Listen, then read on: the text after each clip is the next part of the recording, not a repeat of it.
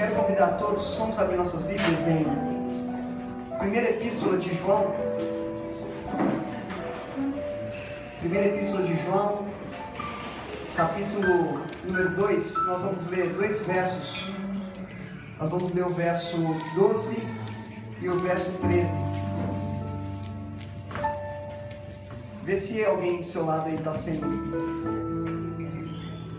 a Bíblia, junta com ele aí, para que todos acompanhem a leitura.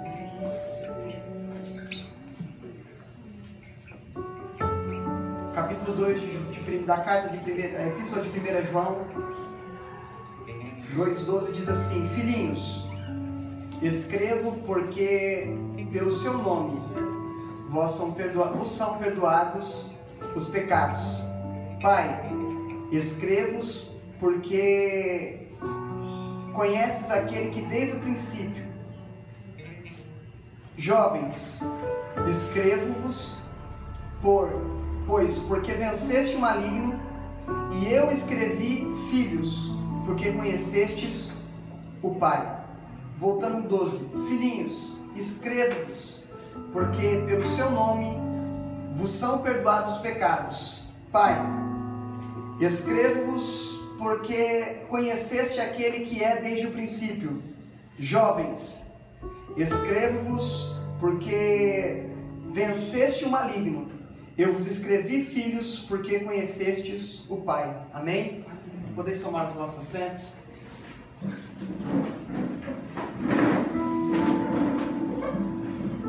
Essa palavra, que creio que é de domínio de todos nós conhecemos muito bem ela. E eu estava ministrando em determinado lugar e recebi um livro muito bom, e na leitura desse livro eu aprendi algumas coisas muito importantes que eu queria compartilhar com vocês. Quando a gente fala de filhos, nós temos que separar três coisas. Primeiro, tem três tipos de filhos quando nós lemos esses versículos. Nós vamos ver filhinhos, nós vamos ver filhos e nós vamos ver jovens. São três coisas distintas e nós vemos também a aplicação de um pai. Mas hoje eu queria falar sobre filhos. Quando nós vemos o primeiro filho aí, filhinhos, ele vem da palavra grega que é teknion. Teknion significa filho, bebê, filho que nem o da Luana, o Vitor, bebezinho. Depois nós vamos ver filho, né, que é teknon. Tem o teknion, que é o bebê, e tem o teknon, que é o filho que já é jovem, que é a palavra jovem que está aí no texto. E depois nós vamos ver a palavra ruios, que é filho maduro, aquele filho que já pode administrar uma herança após os 30 anos. Quando nós vemos essa palavra aqui, eu sempre ouvi, geralmente em culto de jovens, a gente vê muito essa palavra, porque tem jovens, né? Então, quando a gente sempre vai ouvindo, só que às vezes a gente não pega os detalhes. E o que estava dizendo João aqui? Primeiro, vão ter três tipos de filho na casa do pai. Vai ter aquele filho que é bebê, que é criança, que precisa do auxílio do pai, precisa do auxílio da mãe para se locomover, para tomar o leite, para tomar água, para se alimentar. Precisa de uma manutenção de um pai constantemente na vida dele para que ele possa desenvolver. Depois de um tempo, ele já se torna jovem e ele já começa, né, a mãe já não escolhe mais a roupa, porque ele fala, essa eu não quero mais usar, essa eu não gosto, né? Daqui a pouco ele começa a querer os seus próprios gostos. Eu não como isso, eu não como aquilo, né? Eu não gosto daquilo, essa cor não cai bem em mim, né? Já vai ficando jovem, adolescente, jovem, cheio de opinião. Às vezes se sente machucado por causa de nada. E depois chega um momento em que esse filho se torna adulto. Mas em nenhum desses três estágios ele deixa de ser filho. Em nenhuma dessas três situações que eu citei aqui ele deixa de ser filho. A diferença é como ele se relaciona com o pai, vai determinar como esse filho vai ser. Porque nós sabemos pela psicologia que a personalidade da criança ela é formada dos 5 até os 12 anos. Tem estudos que divergem um pouco, mas vai ser essa faixa etária de idade. A personalidade dela é composta de quando ela ainda é um teknion e depois ela se forma um teknon. Quando ela é um filhinho, um bebê, e quando ela é um filho, um jovem. O que acontece nesses estágios? Tudo o que ela vai somar na sua personalidade vai sendo caracterizado através do contato que ela tem com o pai. Vai fazendo com que ela se desenvolva, vai fazendo com que ela cresça em graça, em conhecimento, dependendo do estágio em que ela tem um relacionamento com o pai. O que eu quero trazer para nós? Muitas das vezes nós nos relacionamos com Deus como filhinhos, bebês, que embora já tenhamos a idade de ruios, de adulto, mas nos relacionamos com Deus como crianças. Nós pedimos tudo para o pai, e quando o pai não atende aquilo que eu quero, eu começo a fazer como aquela criança que vai no supermercado, eu sinto sempre, e o pai fala que não pode comprar alguma coisa, a criança já se esperneia no chão, começa a girar, começa a virar de um lado para o outro, começa a falar, eu quero, mas não sabe o que o pai pode fazer, não sabe o que o pai quer para ele. E muitas das vezes aquilo que o pai está dizendo não é melhor para a criança, porque é algo que não vai servir para ele. E nós muitas das vezes estamos na presença do Senhor e estamos tratando o nosso pai como um patrão que vai nos dar tudo aquilo que nós queremos. E muitas das vezes nós temos que ser filhos maduros para entender o coração do pai e saber quando ele fala sim e quando ele fala não, quando ele fala espera. Porque nós temos uma velocidade tão grande das coisas acontecendo que nós achamos que nós temos que crescer rápido e pulamos algumas etapas. No relacionamento com o pai, de sentar na mesa e ouvir o pai, nós agora estamos sentando o pai na mesa e falando, ouve o que eu quero que você ouça. Ao invés de entrarmos na presença do Senhor e ouvirmos tudo que Ele tem para nós, nós queremos que Ele ouça tudo que nós temos para Ele. Porque nós chegamos como Jó e às vezes queremos perguntar para Deus algumas coisas que não devemos perguntar. Nós tivemos um estudo aqui na segunda-feira que nós falamos um pouco sobre isso. Que muitas vezes nós estamos perguntando coisas que não deveriam perguntar. Isso vai diferir o nível de maturidade que nós estamos vivendo. Porque é como se nós, quando Cristo nos chamasse das trevas para o reino do seu Filho, o reino do Filho do seu amor, que diz em Colossenses capítulo 1, verso 13, como se Deus chamasse a gente e abrisse o nosso entendimento. Nós somos como crianças que apresentou o mundo pela primeira vez, abriu os olhos para o mundo pela primeira vez e estamos vendo tudo como novo. Só que se nós não ouvirmos e não vemos pelos olhos do Pai, nós podemos nos enganar. Porque o mundo tem muitas coisas para nos enganar, como a gente diz no louvor do exilado, o número 36 da harpa, são vãos terrestres e esplendores, são coisas que querem me chamar a atenção e me tirar do foco, para que eu não contemple e não aprenda o que o Senhor tem para mim. O que eu quero dizer essa manhã para nós, para mim primeiro, é que nós temos que primeiro não pular nenhuma etapa do relacionamento com Deus, porque quando nós pulamos essa etapa, lá na frente vai faltar alguma coisa. Eu me recordo que quando eu era criança, eu esperava meu pai chegar do serviço para jogar futebol comigo. E sempre tinha um irmão que ele gostava de aparecer para fazer uma visita, ele já dorme no Senhor, o irmão Antônio Mota. Ele gostava de aparecer na hora que meu pai estava jogando bola comigo no quintal de casa.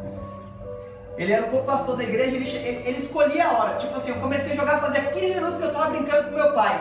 Tocava a campainha eu já sabia, era o irmão Antônio Mota. Porque aquele momento ali era meu e do meu pai, eu queria que ninguém atrapalhasse, nem minha mãe. Era meu e do meu pai, eu chegava no... Vocês quando forem lá em casa, lá eu mostro o lugar que eu subia, para ver para a esquina, ou que ele subia na estação de Guanás, eu ficava olhando para a pontinha da esquina para ver a hora que ele estava chegando. Quando eu chegava, eu já arrumava as travinhas lá e já deixava pronto. Porque era o meu momento com meu pai. E vi uma terceira pessoa e atrapalhava esse momento e eu ficava frustrado. Eu lembro de cada detalhe como esse. Foi fase da minha vida, eu era criança. E eu não sabia dividir o meu pai com ninguém. Eu não queria que meu pai desse atenção para aquele irmão que aparecia toda hora depois que já estava rolando o futebol. era perseguição com a minha vida. O Júnior disse aqui: Saulo, Saulo, por que tu me persegue? Era o irmão Antônio Mota, por que tu me persegues todos os dias nessa hora? Porque era o momento que eu tinha com meu pai. E muitas das vezes nós estamos como crianças, nós temos que dividir o nosso pai com outras pessoas. Aquele irmão, depois quando eu fiquei mais velho, entendi, aquele irmão era ele e a esposa só. Ele não tinha filhos. Ele gostava muito do meu pai, ele gostava muito de estar lá em casa, então para ele era importante estar lá. Só que eu, como filho pequeno, eu não sabia dividir o meu pai. Eu não sabia separar essas coisas. Depois que você fica mais velho, você entende: ah, agora faz sentido, ele era solitário. Eu não sabia diferenciar. Por que eu estou pegando esse exemplo aqui? Porque quanto mais a gente vai amadurecendo, a gente vai entendendo algumas coisas. E você tem que entender que Deus não é exclusivamente seu. Ele é de todos, Pai. Que Ele amou o mundo e não você de tal maneira. Ele amou o mundo, todos. Que deu o seu Filho unigênito para que todo aquele que nele crê não pereça, mas tenha a vida eterna. Ele nos trouxe das trevas para o reino do seu Filho, do amor do seu Filho. Imagine isso, eu falei, inclusive usei isso aqui já uma vez. Eu estava ministrando em congresso e quando eu estava ministrando ali, eu falei que Deus tinha me tirado das trevas para a maravilhosa luz. E quando eu falei isso, logo em seguida eu complementei. Eu falei assim: eu nunca me afastei dos caminhos do Senhor, mas eu andava em trevas. E eu não falo aqui de denominações, eu não falo disso. Eu falo de nível de entendimento.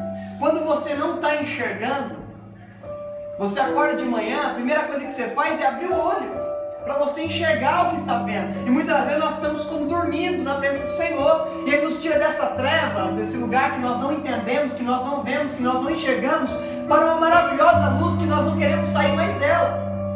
Então nós temos que entender esses níveis, que muitas vezes nós estamos enxergando Deus como meu. Ele é nosso Deus. Nós não podemos ser filhinhos. Nós temos que ser filhos maduros. Nós não temos que ser teknion, nós temos que ser ruios, que é filhos maduros. Nós temos que ter entendimento da importância da presença do Pai, mas nós temos que saber que nós em algum momento vamos ter que dividir Ele.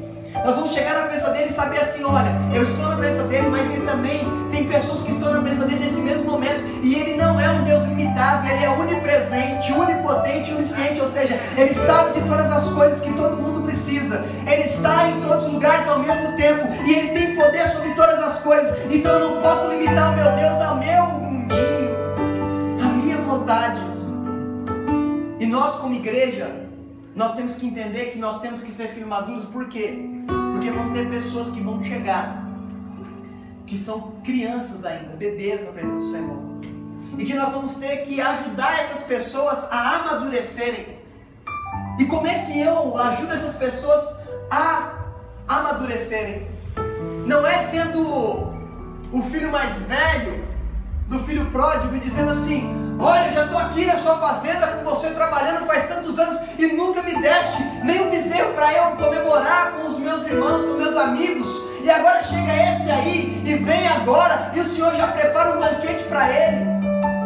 Nós temos que ser filho maduro de entender que tudo que o Pai tem é meu. Ele já me deu por herança, eu não preciso ficar dividindo a atenção dele, filho mais novo com filho mais velho, filho que chegou agora, mas há mais atenção para quem está chegando agora. Não, seja maduro, sejamos maduros como igreja. E depois que essa pessoa entendeu que aquele é o melhor lugar para estar, que é a presença de Deus, saiu das trevas para o reino do seu amor, nós temos que mostrar para eles. Porque senão nós somos como igreja, é como se nós tivéssemos tido um filho, e ao invés de ensinar ele o caminho, nós deixamos ele na rua e falamos assim: se vire, amadureça, cresça. Nós temos que fazer como um pai que cuida e se compadece dos seus filhos, como diz no hino Preciso de Ti da Lagoinha, como um pai se compadece do filho, assim o Senhor me ama. Nós temos que ter esse mesmo amor, nós temos que ser filhos e ao mesmo tempo nós temos que ser pais, porque depois no final ele fala: Pai, eu escrevo para vocês, Pai, porque conheceste aquele que é desde o princípio. Ou seja, quando eu atinjo a maturidade, eu sou um filho maduro, mas agora eu exerço a paternidade sobre filhos que estão chegando e que não têm discernimento. O que nós temos que entender como igreja é que nós somos um corpo, e vai ter horas que nós vamos ter que abrir mão de ser filhos para fazer o papel do pai e falar assim: eu vou te ensinar assim como ele me ensinou, eu vou te amar como ele me amou, eu vou te atrair para a minha presença assim como ele me atraiu para a presença dele, e vou te ensinar o que você precisa. Filhos maduros se tornam pais maduros em um mundo tão carente. Eu tenho certeza, se eu sentar com cada um de nós aqui, cada um de vocês aqui, nós sentarmos, nós temos histórias para contar sobre como nós não entendemos a paternidade até o momento em que nós entendemos o que é reino. Depois que nós entendemos o que é reino, nós entendemos o que é paternidade e não fazemos mais como filhinhos. Nós agimos como filhos verdadeiros.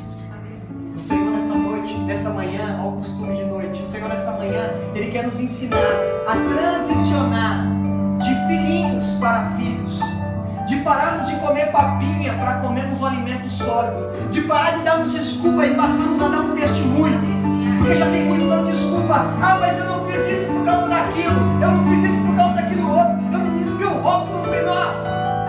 Não é tempo de desculpa, é tempo de testemunho. Essa questão do desculpa e do testemunho está lá em Salmo 137, eu já ministrei sobre isso uma vez. Junto aos rios da Babilônia nos assentávamos e chorávamos com saudade de Sião. Nos salgueiros que ali existiam pendurávamos as nossas harpas, e aquele que nos oprimiam pedia: cante-nos os cânticos de Sião. E aí dissemos para eles: como é que nós podemos cantar os cânticos de Sião se nós estamos em terra estranha? Desculpa. Junto aos rios da Babilônia sentávamos, chorávamos. É plural, então é mais de um. Tinha uma multidão ali sentando, colocando a harpa no salgueiro, e falou assim: eu não posso porque eu estou na Babilônia. Em contrapartida, nesse mesmo ambiente, todos saíram de Judá, de Jerusalém, e foram levados para a Babilônia. Estavam na mesma situação. Nesse mesmo cenário, existe um que está lá no palácio e que 3 vezes ao dia abria a porta em direção a Jerusalém e continuava adorando a Deus da mesma forma. Ele tinha 17 anos, mas era mais maduro do que todos que estavam sentados no rio da Babilônia, chorando, falando que eu estou com saudade, que eu não posso louvar porque eu estou na terra estranha. A diferença de filhos maduros é que ao invés de ficar sentando e colocando a culpa no outro, ele fala: a culpa é minha, eu tenho que tomar uma atitude e eu tenho que mudar a situação que eu estou vivendo. Quem senta para chorar com saudade é porque perdeu algo que tinha na mão. Saudade você só sente daquilo que está distante de você. Você não consegue sentir saudade do ente querido que está do seu lado. Você não consegue. Você só sente saudade daquilo que você está distante. E eles eram tão apegados à terra que eles não falam: nós nos sentamos e choramos com saudade do Senhor. Nós nos assentamos e choramos com saudade de Sião.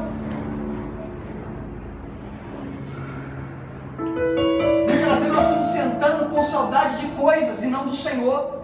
Coisas que Deus nos deu, nós estamos com saudade, mas de Deus que nos deu todas as coisas, nós não temos saudade. Somos filhinhos. Mas o Senhor nos chama nessa manhã e fala assim: vocês são filhos, porque eu já amadureci vocês. Parem de viver como se fossem crianças. Maturidade, nível de maturidade, nível de entendimento. A maioria de nós participamos de uma coisa muito gostosa que eu amo, chamada escola bíblica. E escola bíblica, ela vai ter salas de 3 a 4, de 4 a 6, de 6 a 8, de 9 a 12, de 12 a 14, de 15 a 17, de 18 até casar. Aí tem a separação, tinha separação de mulheres e homens, obreiros e não obreiros. Tinha essa separação, porque eram níveis de instrução de acordo com a faixa etária de idade. O Senhor está dizendo: você já passou por essas salas, precisavam passar.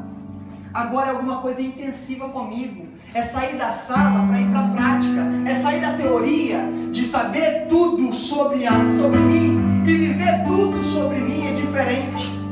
O Senhor nos chama para vivermos como adultos. O Senhor nos chama para viver uma novidade de vida. Essa novidade de vida só vem através da maturidade. Eu não posso, na primeira série, entrar na universidade. Na primeira série de primária, eu não posso estar habilitado para entrar numa universidade.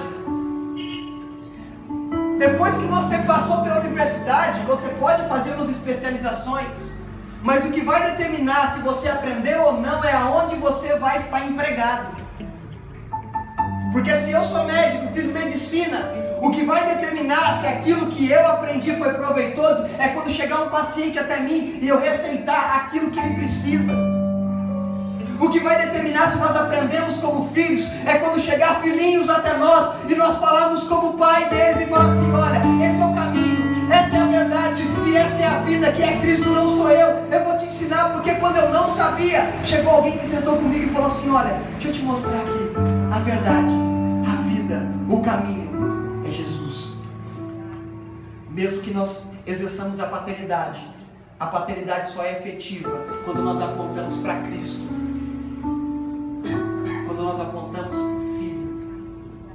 Porque existe uma diferença entre aceitar Jesus, que até o termo está errado, e manifestar Cristo. Eu mostrei que eu aceito seguir Ele para todo mundo. Aceitei. A gente faz apelo e fala: levante sua mão como sinal de aceitação. Aí levanta, vem para frente, dobra o joelho, oramos por ele. A diferença agora entre aceitar e manifestar é amadurecimento. Porque se eu vou em um determinado lugar, eu como em um restaurante, aquele restaurante é maravilhoso, o que eu faço? Eu falo para todo mundo: olha, aquela comida é maravilhosa. Olha, vai lá porque ó, o tempero é maravilhoso. Porque eu comi e eu compartilho aquilo que eu comi. Eu gostei e eu falo daquilo que eu gostei. Da mesma forma é quando nós entramos em um relacionamento com Cristo, que nós entendemos quem Ele é. Nós não ficamos calados e dizendo assim: ah, é só para mim. Nós somos mais filhinhos, nós queremos compartilhar como filhos e falar assim: olha, Ele é maravilhoso, olha o que Ele fez na minha vida, vai fazer na sua também. Olha o que Ele restaurou. Eu fico maravilhado toda vez que eu ouço novamente o testemunho do Rodolfo Abrantes. E ele fala assim: cara, se Jesus me salvou, Ele salva qualquer um. Ele diz isso com a boca cheia, porque ele fala assim: eu sei de onde Ele me tirou. Eu era uma pessoa que eu não queria nem saber, mas hoje eu não vivo sem Ele. O que Ele faz? Ele fez questão de gravar em vários idiomas o testemunho dele, para mostrar para o mundo o que Cristo fez na vida dele, e que ele só é alguma coisa porque Cristo restaurou. O que Ele está falando? Saindo de filhinho, coitadinho, que eu não posso, eu sou ex isso, eu sou ex aquilo, e fala assim: agora eu sou um filho lavado, remido pelo sangue do Cordeiro, e quero manifestar o que Ele colocou dentro para fora. Não adianta querer manifestar de fora para dentro, é de dentro para fora. Somos filhos, somos filhos. Entendendo essa diferença de filhos, filhinhos e de jovem, jovem, filho, filhinho, nós temos que entender a diferença de vida. Porque quando nós entramos nas Escrituras, é claro que do dia para a noite você não vai pegar todos os termos e transformar do português, ver se no hebraico, no grego está correto. Isso não é do dia para a noite. E nem é obrigatório você fazer isso. Mas sempre que houver isso, anota, marca, escreve. Eu tenho o costume de algumas coisas eu escrevo na Bíblia, algumas coisas eu anoto no papel, mas guarda. Porque isso vai ajudar no seu amadurecimento, na questão de entendimento das Escrituras. E depois que você amadurece o entendimento das Escrituras, você manifesta aquilo com facilidade. Você não tem que fazer um esboço para pregar mais. Eu tenho aqui o meu, mas eu não fico preso a ele. Você não tem que esperar que Deus: Senhor, manda a palavra, Senhor, manda a palavra, Senhor. Não, viva a palavra que o Senhor já te deu. Porque se você ficar esperando que caia do céu como um passe de mágica, fazer campanha para receber uma palavra, jejum, oração, você está com interesse além daquilo que você está demonstrando. Você tem que manifestar tudo aquilo que você já pegou na intimidade com Ele. Os momentos de comunhão com Ele, tem que transferir isso. E eu te falo uma coisa, quando você transfere, você aprende duplamente, porque você aprendeu a primeira vez. Quando você transferiu o conhecimento, você aprendeu de novo. É maravilhoso. E nós temos que entender os tipos de vida que nós experimentamos com o Pai. Nós vemos a primeira, que é bios, que vem do sufixo da palavra biologia, que é a vida nesse mundo físico. A nossa vida natural vem de bio. A segunda vida é suki, que é a alma.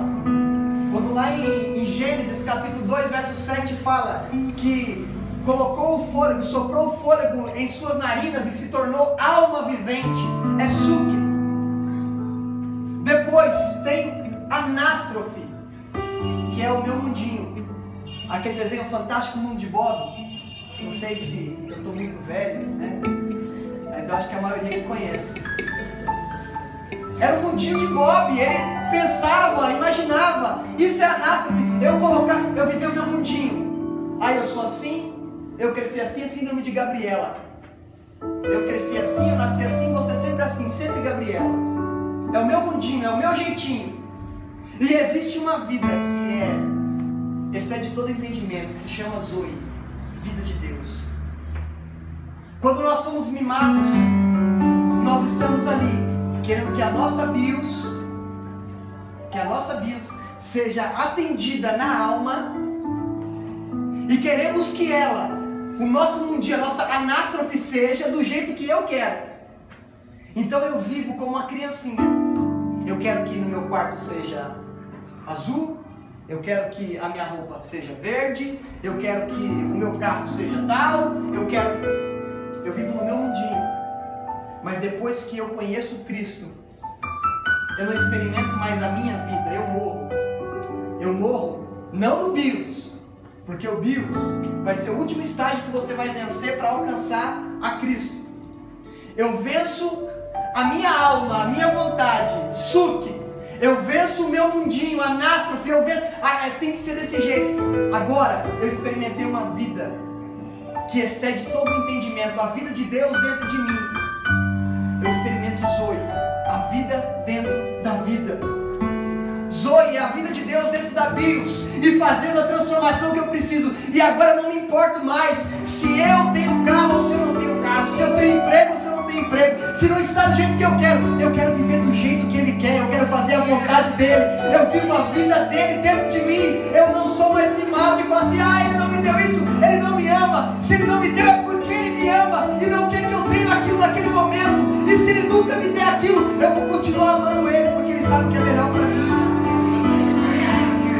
Níveis de maturidade para experimentar o nível de vida que nós estamos vivendo. Mas por que te abates, ó minha alma? E por que te aflige dentro de mim? O salmista dizendo, por que te abates, ó minha alma? Ou seja, a alma está muito abatida. Aí no final ele fala, espera em quem? Espera em Deus. O que ele está dizendo? A minha alma está gritando aqui dentro, está abatida pela situação.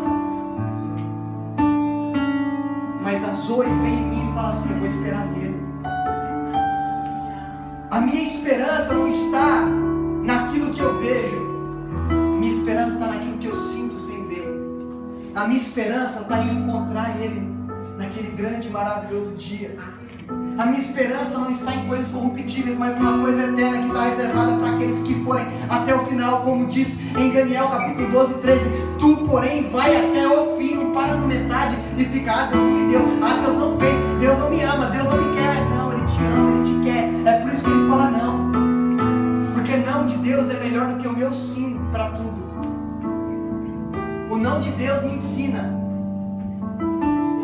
voltando para uma das primeiras ministrações, a primeira inauguração aqui que eu falei de Mefibosete e Davi.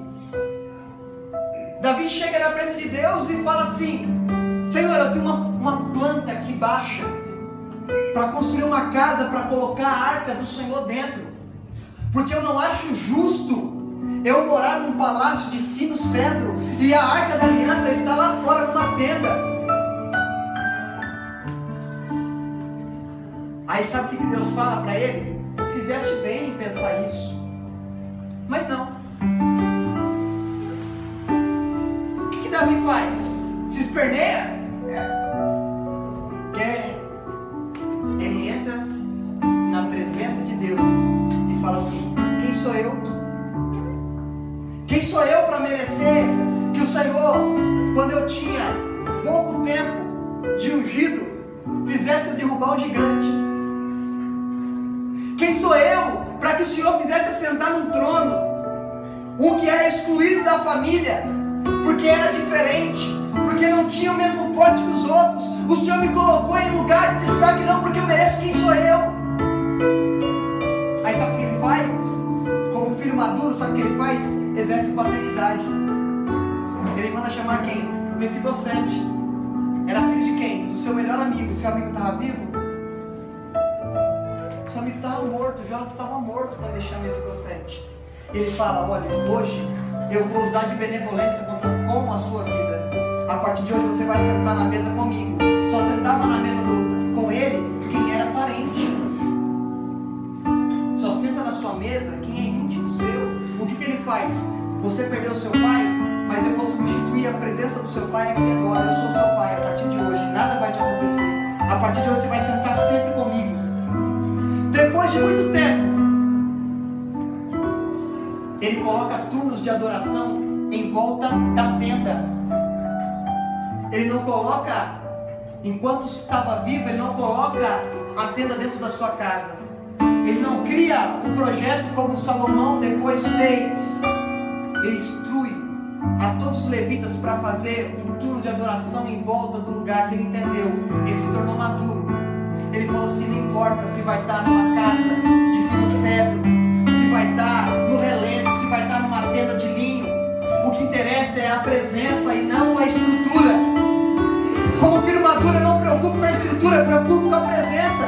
Como filho maduro, eu não me preocupo com o que não tem, eu me preocupo com o que eu já tenho. E eu tenho que fazer com o que eu já tenho na mão, eu fazer com que toda a multidão se alimenta.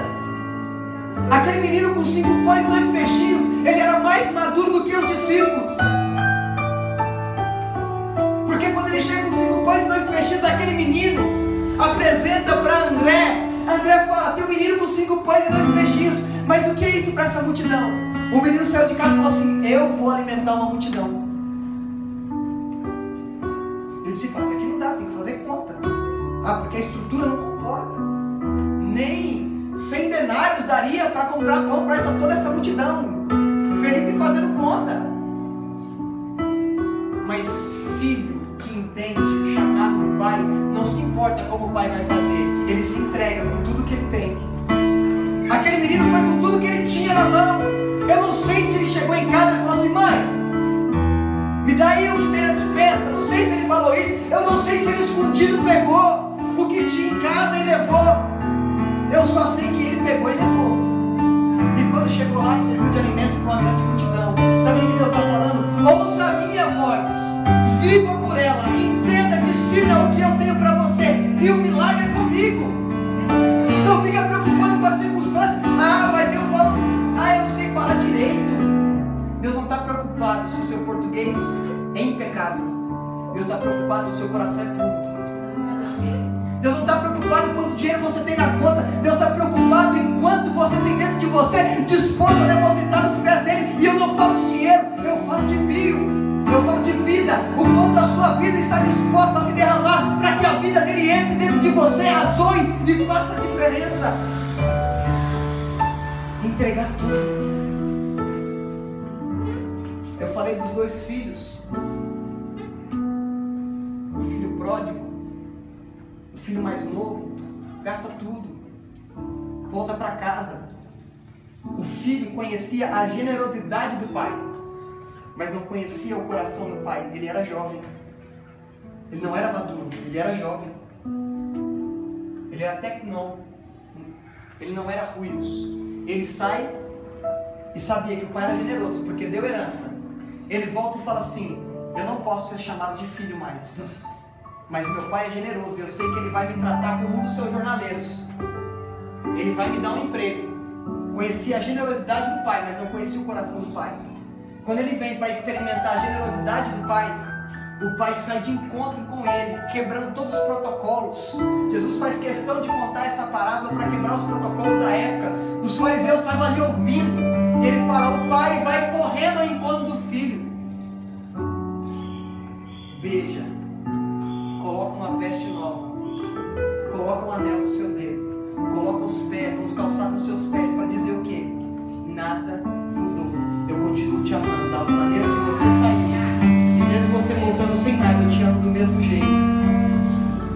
Porque Deus, ele colocou coisas em nós, e mesmo que nós desperdiçamos aquilo que Deus colocou, ele não muda o amor dele porque eu errei nas minhas decisões.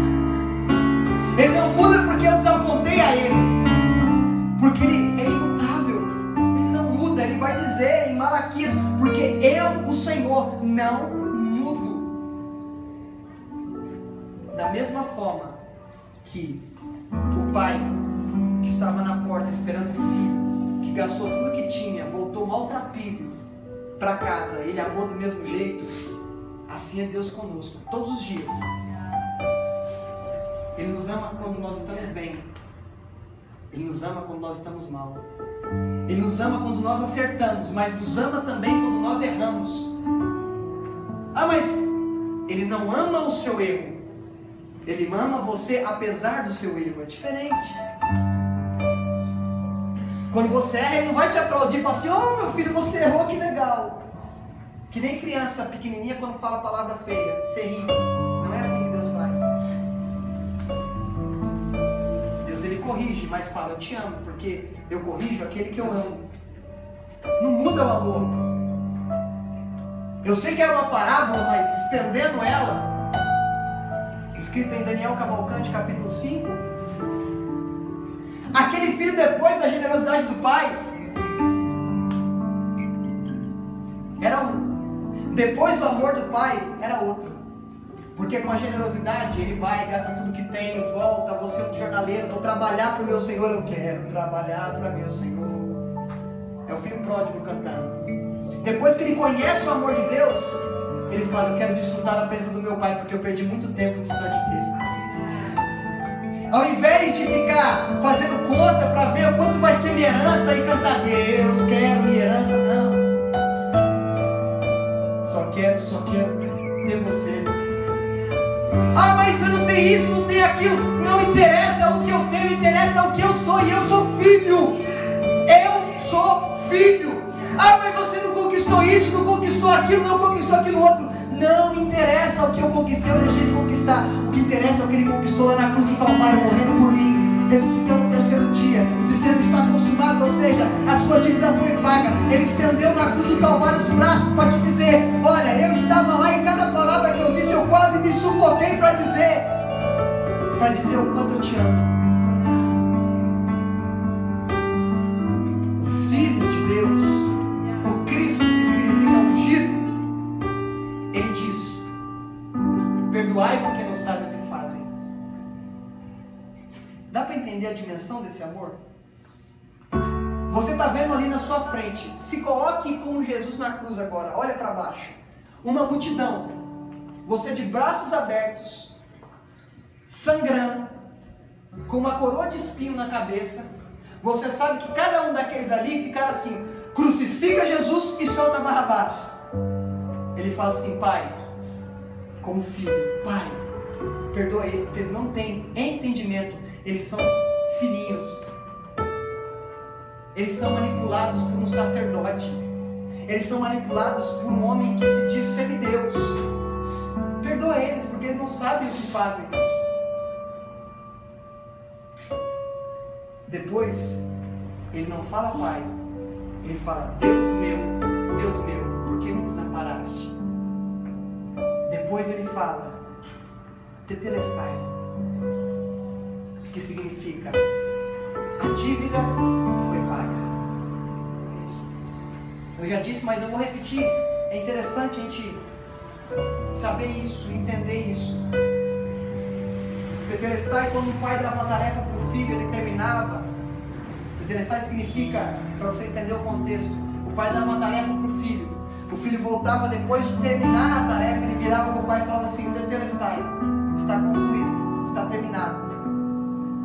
Se eu tinha um servo e eu mandava ele vender alguma coisa para mim e determinava o valor que tinha que ser aquele, ele voltava para mim e falava assim: vendi, Tetelestai, foi pago de acordo com o que foi estipulado. Quando eu tinha uma dívida, mandava o meu servo pagar, ele voltava e falava assim: Tetelestai, a dívida foi paga. Pegava a cédula de dívida e rasgava, e voltava com ela rasgada para mim dizendo: olha, aquele a quem eu paguei rasgou a cédula dizendo: já foi pago o preço. Ele nos olhou da eternidade como filhos maduros e filhos imaturos também, e falou assim: Tetelestai, porque ele não pagou o preço só pelos filhos maduros, ele pagou o preço por todos. Ele pagou o preço por todos. Ele não escolheu quem ele ia morrer, ele morreu por todos. Ele como filho foi pai. Ele como filho se doou e disse: a dívida que eles tinham que pagar com a própria vida não precisam mais, porque eu dei a minha vida para eles. Paulo entendeu isso como filho maduro e disse: eu não vivo mais. Ele está dizendo: eu não vivo mais suque, alma, eu não vivo mais anástrofe, meu mundinho. Eu vivo Zoe. Não vivo mais eu, mas Cristo vive em mim. A vida de Deus dentro de mim é Cristo. E eu falo: eu não vivo mais, Ele que vive. Eu não domino mais, Ele que domina. Eu não escolho mais, a escolha é dele. Eu não faço mais o meu gosto, é o gosto dele. Eu vivo para honrar. Eu não vivo mais para obedecer, porque a honra é maior do que a obediência. Muitas das vezes eu sou obrigado a obedecer, mas eu não sou obrigado a honrar. Porque você tem que obedecer às leis do seu país, mas você não é obrigado a honrar o seu país. E muitas das vezes algumas coisas aqui nós trazemos como obrigações, que eu tenho que fazer. Sai da obediência e entra na honra. Porque o mandamento com promessa não é obedeça a seu pai e sua mãe, é honre o teu pai e a tua mãe, porque terás uma longa vida na terra que o Senhor teu Deus te dá. Ou seja, quando eu honro o meu pai, agora trazendo do filho maduro para o pai Deus, quando eu honro ele, eu tenho a minha vida bio prolongada na terra, mas regada com a Zoe, que é a vida dentro de mim. Ou seja, eu honro, eu tenho a vida dele dentro de mim, e isso é prolongar os meus dias. Por quê? O Senhor dá semente para quem? O Senhor dá vida para quem doa. Quanto mais você doar a vida de Deus dentro de você para outro, mais vida de Deus dentro de você vai ter. Sabe por quê? Você vai lá doar sangue, você vai lá doar sangue, daqui a pouco o seu organismo já colocou todo o sangue que você perdeu de novo dentro de você. É ou não é? Você vai lá doar sangue, é 2 horas? Quem doa sangue aí? Que eu não tenho peso para isso.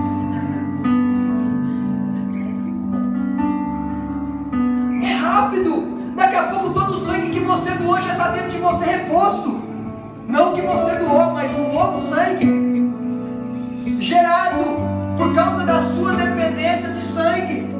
Ou seja, quando eu dou a vida que tem dentro de mim para quem está do meu lado, instantaneamente eu recebo mais vida dentro de mim e eu vou transbordando.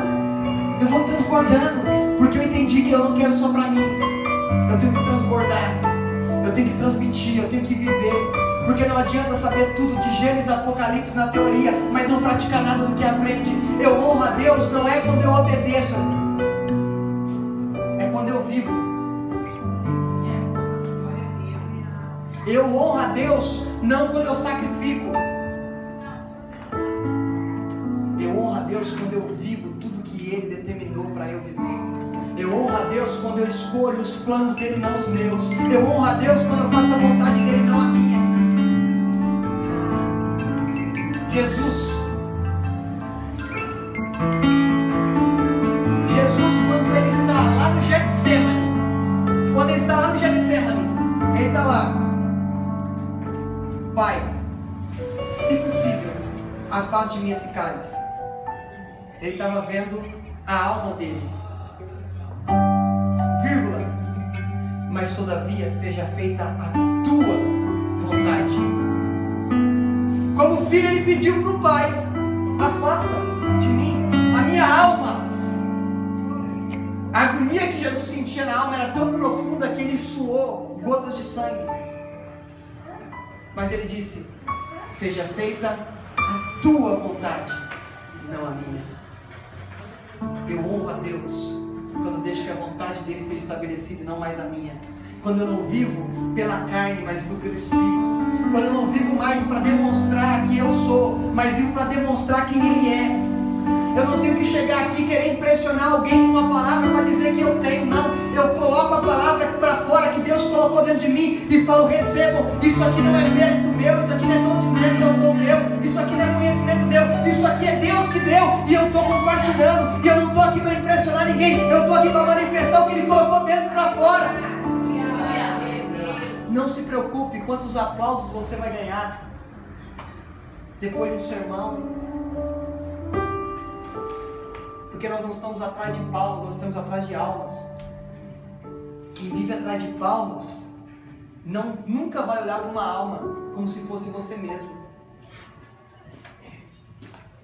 Quem vive atrás de aplauso nunca vai viver da forma correta. Porque eu não consigo amar o meu próximo como a mim mesmo, porque eu amo só a mim. Eu só quero para mim. Mas quando eu sou um filho maduro, eu olho e vejo ele. Eu vejo eu nele e falo: e se fosse eu?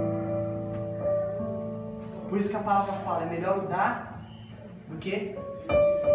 É melhor você ter uma semente na mão e semear do que você não ter nenhuma e precisar de uma semente. Não seja mesquinho, é meu.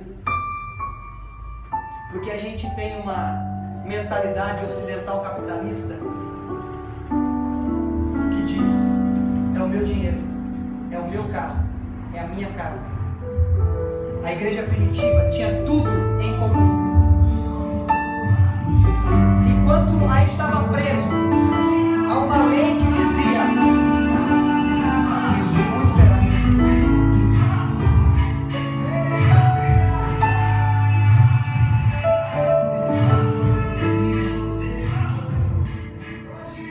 Enquanto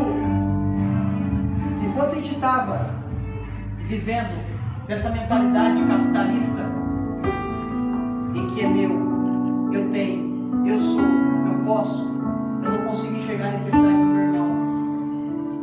Mas quando eu entro na mentalidade de Cristo, eu olho e vejo quem acabou de me mandar crucificar e manda me perdoar. Eu olho para o próximo e falo: e se eu não tivesse um real no bolso? E se não tivesse um pão para comer? Eu não vivo mais para mim, não vivo mais eu, é Cristo que vive em mim. A vida que eu vivo agora na carne, não a vivo mais na carne, eu vivo no Espírito. Ou seja, porque se eu vivo na carne, eu vou voltar para os meus prazeres, para as minhas vontades, eu vou para a alma, eu vou para o meu mundinho, eu vou para o meu jeitinho, eu vou para o meu gostinho. E é tudo pequenininho mesmo, igual o Daniel. Mas quando eu volto para Deus, eu não me preocupo se eu tenho ou se eu não tenho. Pedro e João, na porta do templo chamada Formosa, está lá pedindo esmola. O que eles falam? Eu não tenho prata, mas o que eu tenho, isso te dou. Em nome de quem? De mim? Levanta aí. E outra, ele não esperou o cara levantar, não. Ele ajudou o cara a levantar.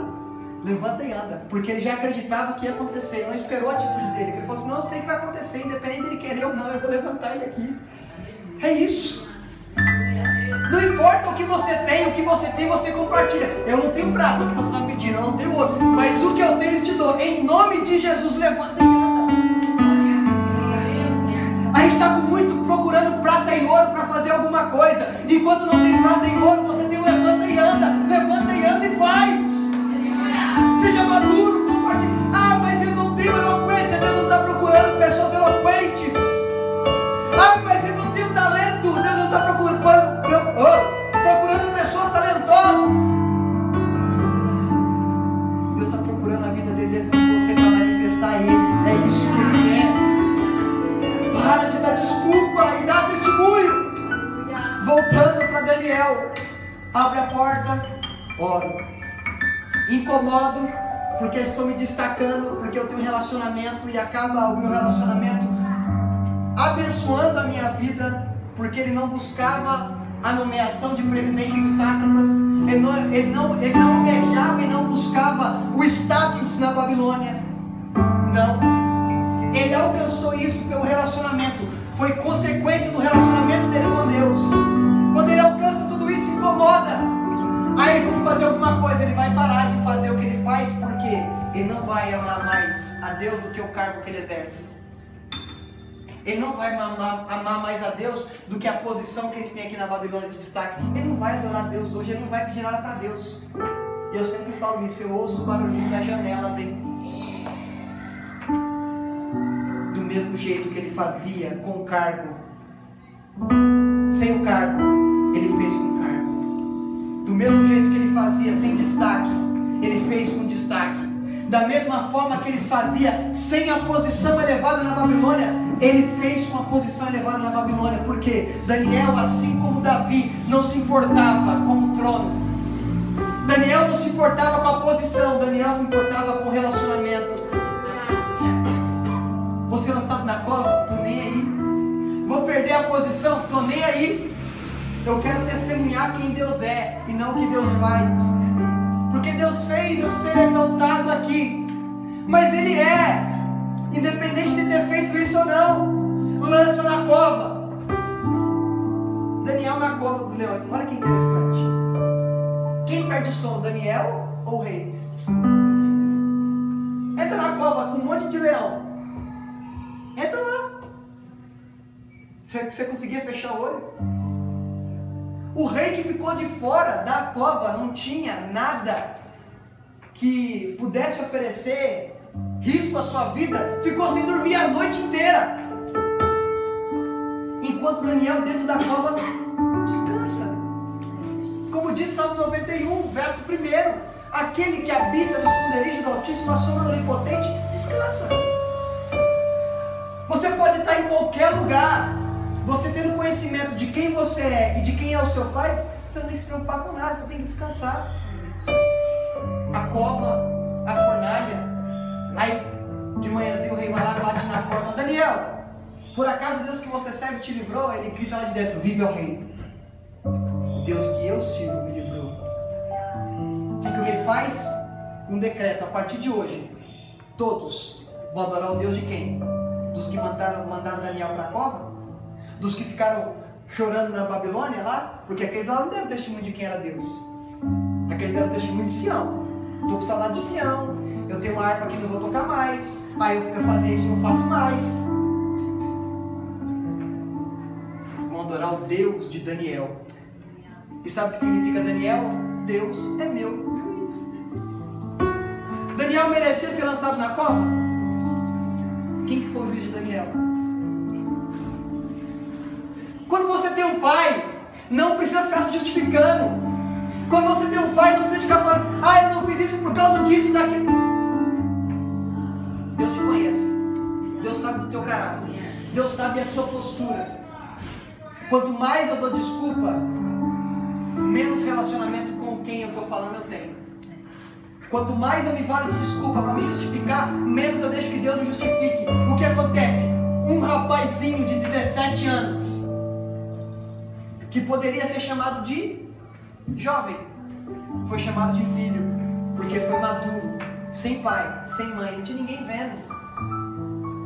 Só quem sabia que ele abria a porta era quem estava próximo. pegou José. A mulher de Potifar veio, meu pai está lá em Canaã. Ixi, milhares e milhares de quilômetros de diferença de mim. Vou fazer mesmo, o que tem para fazer aqui? Não tinha lei para dizer que José estava errado. Não tinha honra. Ele falou assim, como é que eu poderia fazer isso com o meu Senhor, patrão, e com o meu Senhor, Deus, Pai? Honra. Não tinha uma lei dizendo que ele tinha que obedecer aquilo. Existia um princípio da honra, que dizia, eu vou honrar o Senhor com a minha atitude. Daniel honrou o Senhor na Babilônia e foi honrado pelo Senhor. Quando você honra o Senhor Deus, você é honrado por Ele, não por troca, mas por relacionamento. Porque eu tenho que saber o objetivo daquilo que eu estou fazendo. Eu quero ser filho para aparecer. Então você nunca vai ser filho, você vai ser um filhinho. Você tem que ser filho para manifestar quem Cristo é dentro de você. Você tem que ser filho para restaurar vidas que estão precisando ser restauradas, assim como a minha, a sua foi restaurada. Você precisa de abrir mão da sua vontade para que a vontade dele seja exercida e ensinar pessoas a ir por esse caminho, porque é o caminho que deve seguir. Amém? E o Senhor continua falando aos nossos corações. Nós temos que entrar na presença dele como filhos maduros. As crianças estão lá. Elas podem fazer o que elas quiserem, entre aspas. Uma criança que não sabe discernir, que não é responsável pela sua salvação ainda, ela é alcançada por Deus quando ela morre. Mas nós, maduros,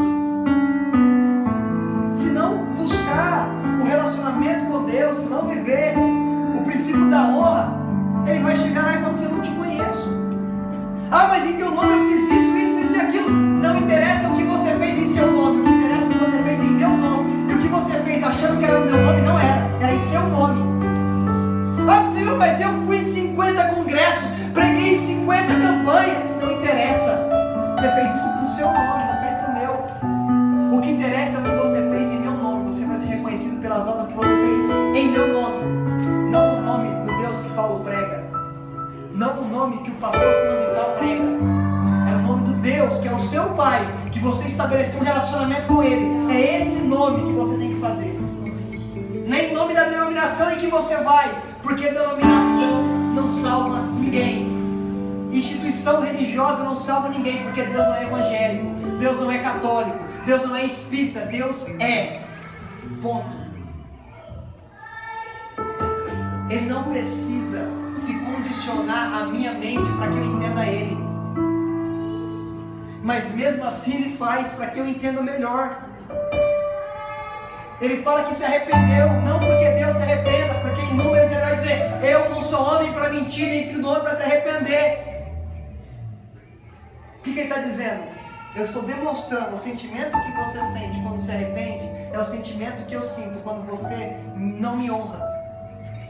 Você me honra com lábios, mas não com o coração. Nós temos que ter maturidade. E não, maturidade não está ligado à idade. Maturidade está ligado ao entendimento. Porque tem muitas pessoas que têm 50, 60, 80 anos e não adquiriram maturidade. Embora tiveram todas as experiências possíveis e imagináveis, mas não aprenderam com as experiências possíveis e imagináveis que teve. O que vai determinar que nós somos filhos vai ser como nós reagimos perante aquilo que Ele ministra dentro de nós. Vai ser como aquilo que como nós dividimos aquilo que Ele colocou dentro e não o que Ele colocou fora. Porque o que Ele coloca fora de nós é para servir o que está dentro. Então tudo que é externo é para servir o que está dentro. Mas você não pode ser escravo. Aquilo que está fora tem que te servir, o dinheiro tem que te servir, e não você servir ao dinheiro. O carro tem que te servir como locomoção e não você servir ao carro. Quando nós entendemos isso, nós adquirimos maturidade e não somos mais filhinhos. Somos filhos, ruios, maduros, que entendem o que o Pai quer. O Pai quer que nenhum dos seus se perca. O Pai quer que nós alcançamos o mundo inteiro, pregando o Evangelho a toda criatura e não as que eu quero. Ah, eu vou pregar aquele que está mais receptivo. Não, é a toda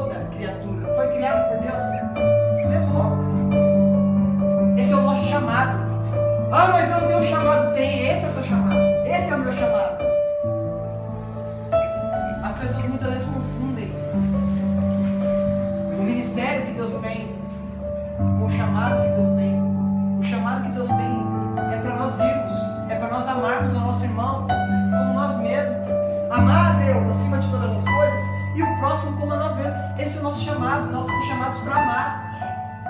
Porque começou com amor, porque Deus amou o mundo de tal maneira que deu. Vou te explicar. Deus deu o seu Filho, não foi na cruz do Calvário. Deus deu o Filho dele antes de nós nascermos.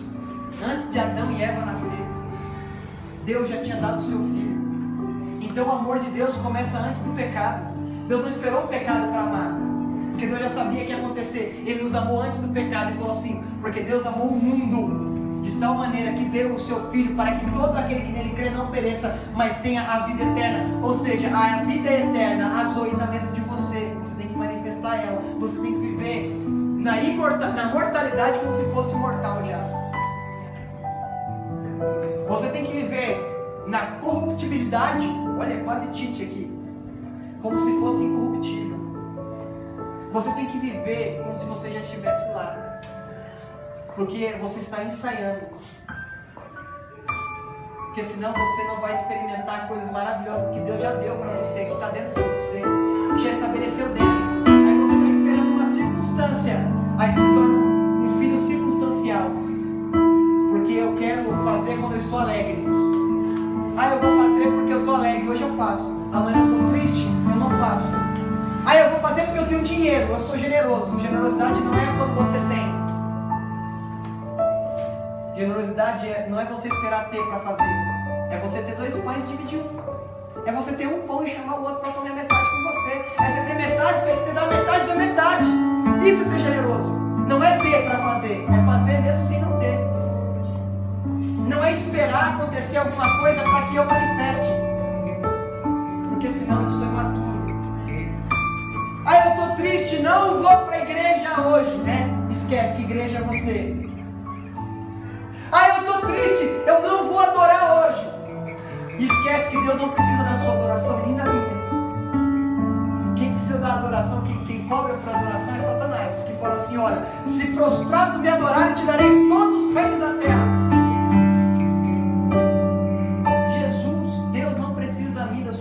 Não precisa.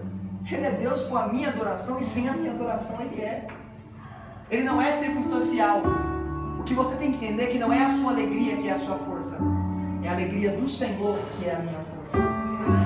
Então se é a alegria do Senhor que é a minha força não está na minha alegria ou na minha tristeza, a minha força está em Deus. E Ele se alegrando de mim, eu honro Ele com a minha tristeza, eu honro a Ele com o meu choro.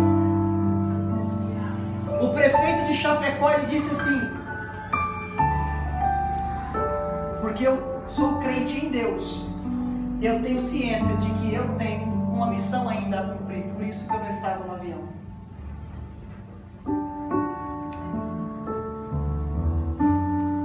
Ele estava alegre quando ele disse isso? Quando você crê em Deus, você tem ciência que a alegria dele é a sua força. Porque embora você esteja contristado pelo que aconteceu em Chapecó, na verdade na Colômbia, mas que afetou Chapecó, embora tudo aquilo aconteceu, você viu a mãe daquele goleiro consolando aquele jornalista? A alegria dela não estava na situação.